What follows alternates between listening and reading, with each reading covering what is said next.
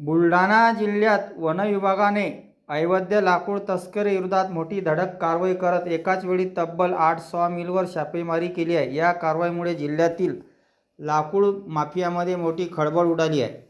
One विभागाने बुलढाणा, चिखली, मलकापूर, जळगाव, जामोदसह देऊळगाव घाट आणि गोतमारा परिसरात सॉमिलवर अचानक छापे टाकले।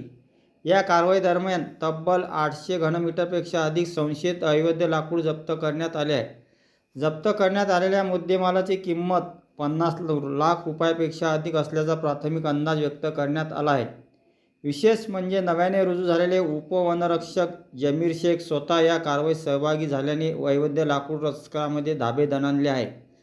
परराज्यातून सागवानसह इतर मौल्यवान लाकूड बुलढाणा जिल्ह्यात आणून कागदपत्राचे आढळून त्यावर प्रक्रिया केली जात असल्याचा संशय वन विभागाला होता।